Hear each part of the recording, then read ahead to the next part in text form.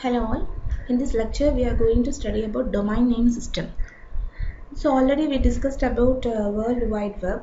So World Wide Web is a repository of the collected information from different points in the world. So in order to access a server, so there we have studied the architecture also. In the architecture, if you see, the client is sending a request in the form of an URL to a server, and from the server you will be retrieving the web page that what you want.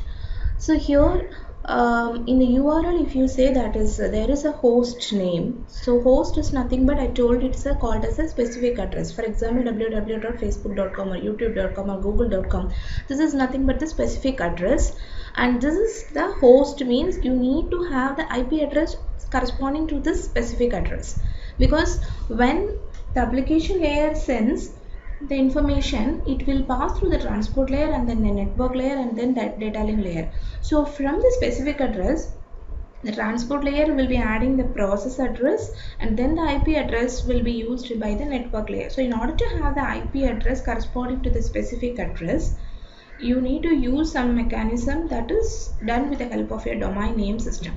So domain name system is nothing but domain name is the specific address what you are using right now as a part of your URL, and these names are stored in a system and the corresponding IP addresses are also available, and this particular protocol DNS is helping the application layer protocol to retrieve the IP address corresponding to the specific address given by the user. Okay, so there are several applications in the internet model that follow the client server process. DNS is also a client server process. So the DNS is a supporting program that is used by other application programs. So whatever be the application program, whether it could be FTP or SMTP or HTTP, any program, if you take Telnet, any program or the protocol has to take the support of DNS in order to complete the process. So if you see this picture, here it is showing you a simple architecture of a domain name system. So the user is giving a URL, is giving a specific address, part of the URL. So person at wonderful.com, this is the specific address, that is what is the part of the URL, that is the name of the host, and what it will be given to. So it is something related to an mail. The user wants to send a mail, so it will initially go to the SMTP client, that is simple mail transfer protocol. That is, this is what is nothing but the client protocol. In the last topic we have discussed the client protocol. The corresponding protocol will be taken care of that. The client protocol will be taking that particular specific address, and immediately what it has to do, this client protocol has to give this information to the transport layer, but when it gives to the transport layer, it has to give the IP address, because the transport layer will generate the socket address. So in order to get the IP address, parallelly what this SMTP client will do, he will send this specific address to the DNS client. Okay, so the DNS client will send it. So this is again a client server process. The DNS client will send it to the DNS server. So there is a typo error in your book that I have indicated in the next slide. So it is not DNS client, it is DNS server. Okay, so this you have to understand. So the DNS client will give that URL to the DNS server, and the server will have a repository with all the names, the corresponding IP address. So the corresponding IP address will be given by the server to the client, and the client will give it to the SMTP client, and the SMTP client will pass the IP address to the transport layer. Then the transport layer will take the corresponding process related to SMTP, and he will make the socket address and give it to the network layer. Like that the process will continue. So this is the architecture of a DNS system. So an user of an email program may know the email address of the recipient, but the IP protocol, that is the protocol running in a network layer, needs the IP address. So the DNS client program sends a request to the DNS server to map the email address to the corresponding IP address. So this is the architecture of your DNS and the purpose of your DNS. So to match the specific address or the email address or any specific address in order to the IP address, you need to have a domain name system.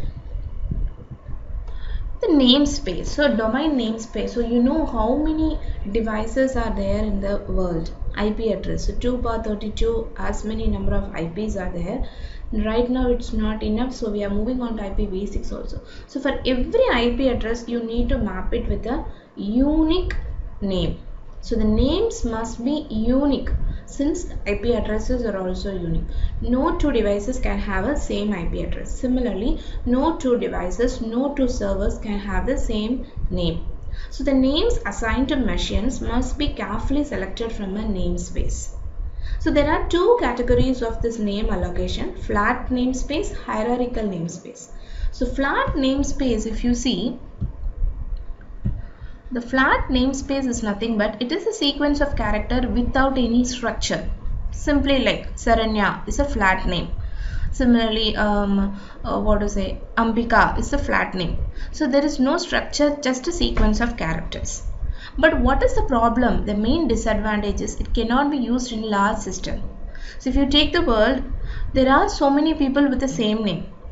Even if I take a common name, Karthik is a common name. So how many people, even in our circle, we know that 2-3 people will be having the same name as Karthik. So when you use a flat name like this, it is very difficult to maintain a unique name for all the machines. So it is a large system. When we have the internet, it is very difficult to avoid duplication when you use a flat namespace. That's what's the reason the DNS is basically using a hierarchical namespace. What is the hierarchy? Hierarchy means some order. That is, suppose if you want to certify your name as, simply if two people are there with the name Karthik, rather than simply address him as a Karthik, I will address him Karthik as a son of Ramesh, as a son of Ramu. If I am telling like this, Ramu is the grandfather name, Ramesh is the father's name, Karthik is son's name. The other Karthik, it's not necessary to have the same father name and the same grandfather name. This is a kind of a hierarchy. So I am representing a person with his parent and his parent and his parent. Like that, when I am representing, I could be able to avoid the duplication as far as possible. This particular strategy is used in the hierarchical namespace. In this hierarchy is nothing but the first part will define the nature of the organization. Okay, so when I am giving some name, some URL, some host name, I'll be using the first part of the host name as nature of the organization, second part as name of the organization, third part may be the department, and so on, like that it will go. Like for example, if you want to address a lab in electronics department, I could address like it's a networks lab coming under Electronics School of Electronics, coming under VIT Chennai, coming under VIT. Okay, so this way when I represent, it is easy to avoid the duplication. That's what an example is given. Assume two colleges and a company. Call one of their computers as Challenger. Challenger is the name of computer which is present in 3 places, 2 colleges and company. The first college is given a name by a central authority such as jhda.edu because it is an education institution. So we have used the nature of the organization, that is edu, and the name of the organization is JHDA. Similarly, the other college is berkeley.edu. And the company is given the name smart.com. Com is nothing but a commercial company, so com we have used smart.com.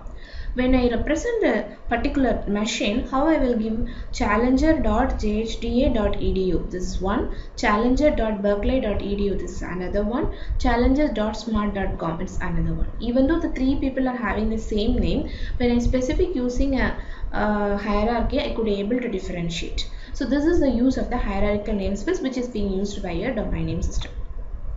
So see the domain names. So here we are seeing the different labels and domain names. So as I have told you the steps, that is one person, his father, his grandfather, his grand-grandfather, like that it can go. So how many levels maximum I can maintain? You can able to maintain of 128 levels. So 128 labels can be there in a URL. It's possible, but we don't want that. We are not using that. So see this particular picture. The URL name is challenger.atc.fhda.edu. So here always the domain namespace is represented in an inverted tree structure. Inverted tree means what? Normal tree means what? The root will be at the bottom. Trees, that is the leaves, will be at the top. Inverted tree means the root will be at the top, the children, the parents and the children, grandchildren will be there at the bottom. They will be moving on to, they will be growing towards the bottom. So that kind of representation. So root is just a null point. And then EDU is the nature of the organization. FHDA is the name of an organization. ATCA is maybe some department of an organization. Challenger is the name of the device. So again, Challenger, under Challenger, if I have some subdivision, it will be like that. So in this, what are the things that are involved in a particular URL? Each part, that is Challenger, ATC, FHDA, EDU, these are all called labels. Individually, if you take one group of characters, that is called labels. That Challenger is a label, ATC is a label, FHDA is a label, EDU is a label. And domain name is nothing but the group of this thing. So at this particular point, the domain name is challenger.atc.fhd.edu. At this point, so the domain name is from that point to the top, to the root. That you have to group it, and that is called as the domain name. Suppose if you have given with any specific address, any domain address, and if you are asked to indicate the labels, and if you are asked to indicate the domain names, you have to use this. This may be given, for example, challenger.atc.fhda.edu is given, then you have to ask to write how many labels are there. 4 labels are there. What are the labels? Challenger is one label, ATC is one label, FHDA is one label, EDU is another label. How many domain names are there? This is one domain name. Then you have to leave the first label, remaining part. Second domain name, second label also you have to leave, and then you have to take the part. Third domain name, and that also you have to remove, and they have to take the last one, that is the fourth domain name. So likewise, you can able to understand which is the domain name, which is the label, and the route is nothing but a null string. That is, you have to end it with the dot. That is the root. So if you end it with a dot, then that is the complete domain name. Otherwise, it is not reaching the root. So whenever I am representing any particular host name, I need to represent from the bottom towards the top, that is up to the root. So this is what is the domain names and labels. Okay, so a full domain name is a sequence of labels separated by dots. The domain names are always read from the node up to the root. So you have to read it from bottom to the root. Then the next thing is FQDN and PQDN. FQDN is a fully qualified domain name, partial qualified domain. PQDN is a partial. It's a very simple thing. If any domain name is ended with a null string, that is a dot, we'll call it as a fully qualified domain name, which means whenever I represent any DNS name, I need to represent up to the root. I should not leave it before that. So when I end it with a dot, I have represented completely, then it is called as a FQDN, that is fully qualified domain name. Whereas if I am not if I am not reaching up to the root, it's not completed, then I would call it as a PQDN, that's a partially qualified domain name. So here, if it is a partially qualified domain name, you can't able to reach the particular DNS server. It's partial, it's not complete. Then there is a person called resolver. Okay, resolver, he is a person who is present in the domain name system. The first person, he is running at the DNS client. So what is happening, the SMTP client or the FTP client will pass the domain name or the host name to the DNS client, right? In the DNS client, the resolver will be there. The resolver will first inspect the host address, whether it is a FQDN or PQDN. If it is an FQDN, he will immediately pass it to the DNS server and he will get the IP address. If it is a PQDN, the resolver will supply the missing part. That is, he will put the dot. He will complete it. He will complete it with some idea. Sometimes, even though it is wrong, then the DNS server will reject it. Whereas the resolver will make it as much as possible. It will complete the particular PQDN and convert it into FQDN. That is, it will add the dot and then it will give it to the DNS server. So the DNS client, the resolver in the DNS client adds the suffix before passing the address to the DNS server. So DNS client means the resolver who is there in the DNS client will do this particular job. So this is about FQDN and PQDN. So you may be given with some kind of URLs and you may be asked to represent whether it is an FQDN or PQDN, and you have to explain why. So it's simple, if it is ended with a null string, that is a dot, it is FQDN. If not, it is a PQDN. Then domain. So you have called domain names we studied. Now we are going to see what is a domain. Domain name is just the letter, sequence of letters. Whereas a domain means if you have any domain namespace, a parent with the children, it is a domain. So if you see this is a parent and all the children under this people, this yellow shaded one is a domain. Under that again you have differentiate so many domains. This parent with these two children is a one domain. This parent with all the children is one domain. This parent with all of the children is domain. So any parent with his all children will be considered as a domain. So if you see that, if you take the World Wide Web, how many devices are there? So you will be having so many subdomains. So these are all subdomains. This green one is a subdomain, this pink one is a subdomain. So many subdomains you can able to create within a major domain, right? So the subdomains, we need to categorize the subdomains in order to easily access from the server, because when I give some now suppose for example, if you want to address a person in this green domain, the first person, how I will address, this is the first label, this is second label, third label, fourth label. So when I give this URL, when I give this host domain name, the server has to check for the entire domain name and it has to find out the IP address. So rather what we have done is the subdomains are categorized into classifications, and by seeing the URL or by seeing the domain name, the server will easily understand which classification and then he can check in the particular category of subdomains. Okay, so this is what is the next topic. So the subdomains are classified into three categories, that is generic domains, country domains and inverse domains. So before that, so the information contained in the domain namespace must be stored, that is the server. Very inefficient and also unreliable to have just one computer store such a huge amount of information. How many domains? Every domain under that many children will be there. All the information you can't store it in a single server. Why? It is a heavy load on the system, because at a time so many requests will be coming, so it is very difficult to search the entire system again and again. And if suppose there's a particular only one system got failed, the entire distribution of the namespace will get spoiled.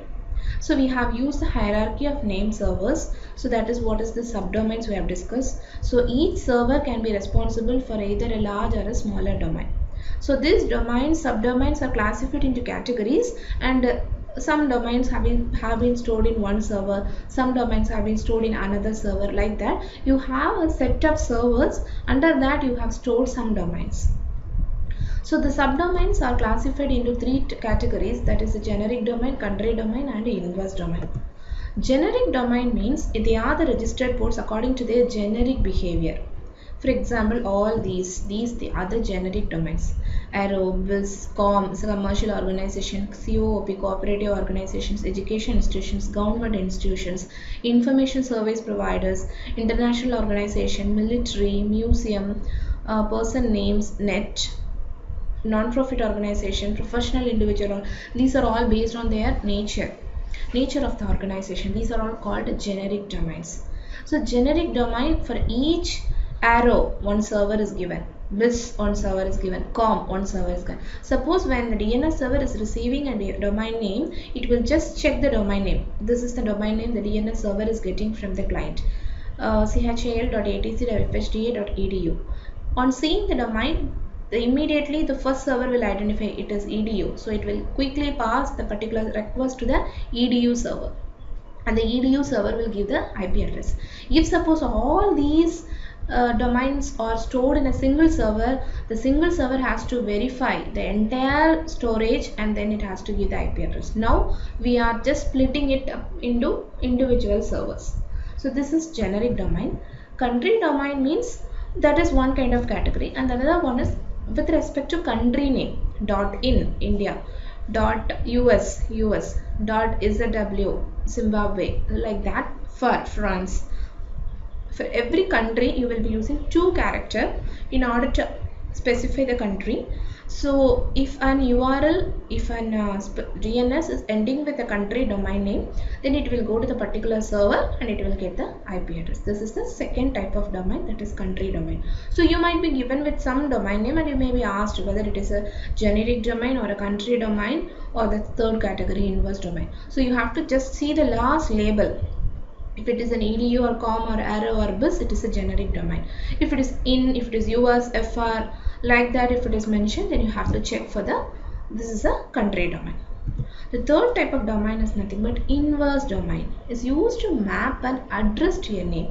So far what we have discussed is name to address, right? You have mapped a name is given and you have mapped it with the address and you have taken it. Now it's an inverse process, that is address will be given and you have to find out the corresponding name.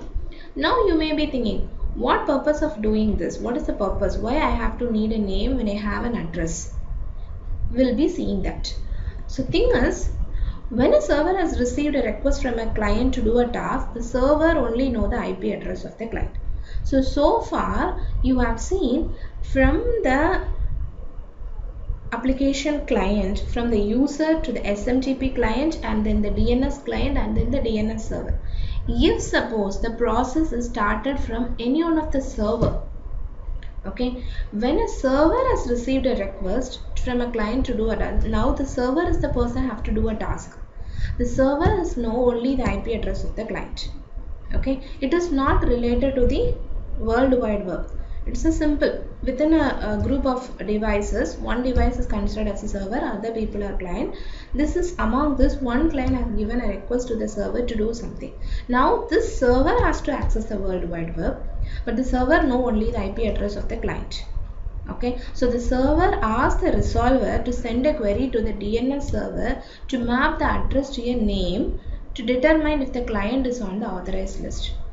Suppose if I am a server, I am getting a request from one of the IP addresses. Okay, I don't know who this person corresponds to. I am just receiving a number, group of 4 octets I am getting.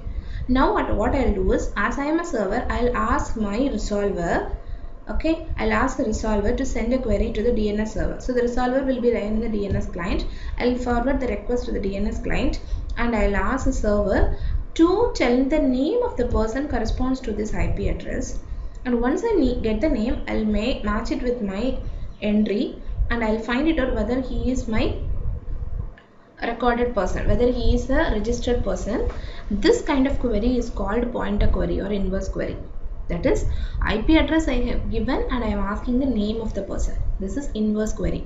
To handle a pointer query, the inverse domain is added to the domain namespace with the first level node ARPA. So if you see the format of this inverse domain, after the root, the first domain name is nothing but ARPA. ARPA, what is this? This is for some historical reasons, because the first internet what is discovered is ARPANET, right? So that's the reason, it is for historical reasons we have used ARPA. In address means inverse address, and if your IP address is like this, that is 121.45.34.132. So if you see here, the IP address is this, but when you represent it in the inverse domain, you have to represent it in the upward down direction. That is 132 is the client, that is the end person, that is the host, 121 is the end person. If you take this IP address 132, 34, 45, 121, normal IP address, okay, class B address. Here 121 is the host, and then next level is 45, next level is 34, the final level is 132. So normally when we represent this domain name, the final child has to come at the bottom, right? So that 121 has to come at the bottom, and then 45, then 34, then 132. But the corresponding IP address is 132.34.45.121. This is the corresponding IP address. But when you represent the particular domain, how will you represent? You will be representing it from bottom to root. So 121.45.34.132.inaddress.arpa.root. Okay, so there is a differentiation. So this you have to understand. Suppose if I am giving you the IP address and if I am asking you to write the corresponding inverse domain address or the inverse domain name, how you have to represent? IP address will be given like this. But when you write the inverse domain name, you have to represent the reverse way. 121.45.34.132 .in address This is constant for all the cases.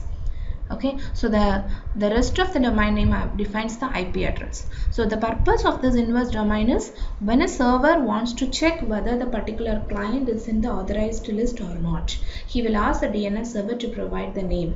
For that, the inverse domain will be used. Now we are coming to the end of the session. That is the resolution. So far I have told you there is a resolver who is there in the DNS client. We are just going to see who is the resolver, what he will do.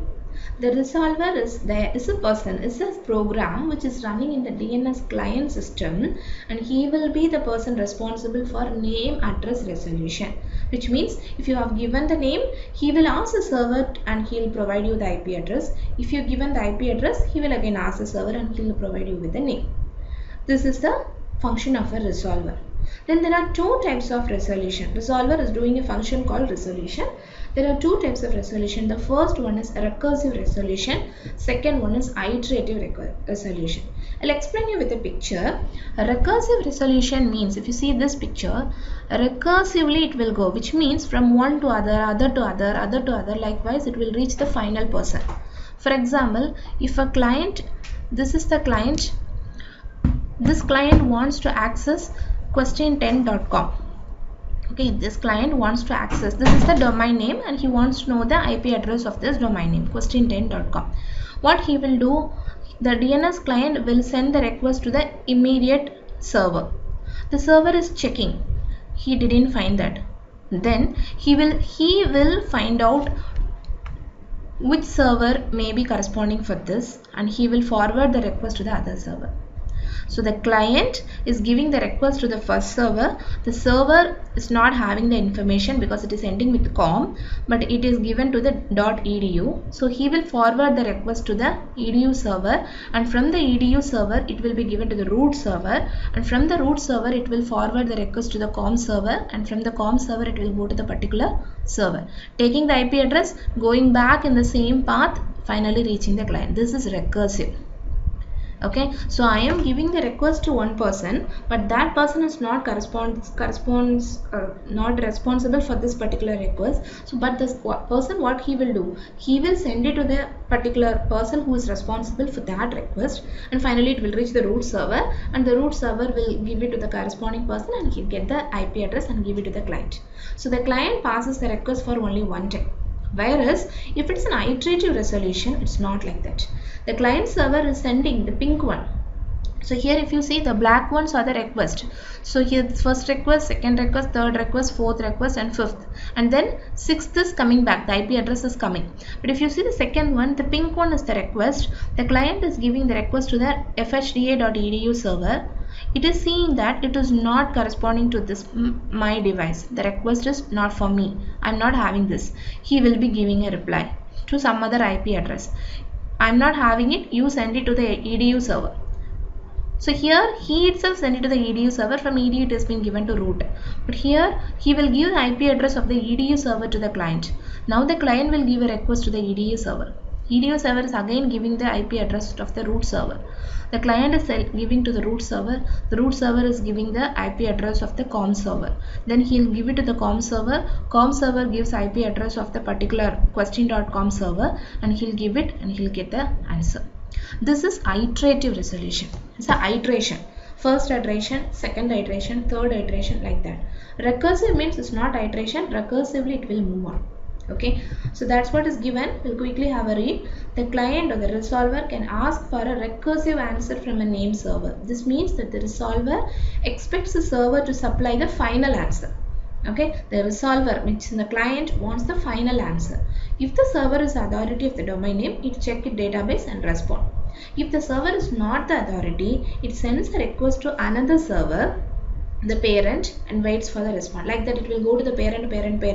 Anyhow, all the children are the people under the root server only. So it will go to the corresponding parent, and the parent will give the response. The parent is the authority, it responds. Otherwise, it sends a query to yet another server, which means another child. Okay, I am giving to my parent. If my parent is not the authority, he will give it to his parent. His parent, he will check the children. Okay, if the particular person corresponds to his children, he will give to the children, he will get the request. So when the query is finally resolved, the response travels back until it finally reaches the requesting client. This is called recursive resolution. Whereas in the iterative, the client does not ask for a recursive answer. The mapping can be done iteratively, which means this way: the server is an authority, he will respond. If not, it returns the IP address of the server that it thinks can resolve the query. That is, I don't have your answer, but you may ask this person, he may be having your answer. But likewise, the other person, the client, is giving responsible for repeating the query to the second server. If the newly addressed server can resolve the problem, it answers the query with the IP address. Otherwise, it returns the IP address of the new server to the client. Likewise, the process will continue until it gets the IP address of the particular person. Okay, so this is iterative resolution. The last topic is hashing. Hashing means, hashing means it's a kind of a temporary memory, which is something like every time if a client asks for some IP address, every time you can't able to do a recursive or an iterative resolution, it will take a long time. So reduction of this search would increase your efficiency. That is, it needs to search the database for a server IP address, like previously what we have done. We have to reduce this searching time. For this, what we have to do is we need to handle this with a mechanism called hashing. When a server asks for a mapping from another server and receives a response, it stores this information in the hashing memory before sending it to the client. Okay, so the client is giving a request. I am a server, I am getting the request, and I am sending it to the other person. I am getting a response.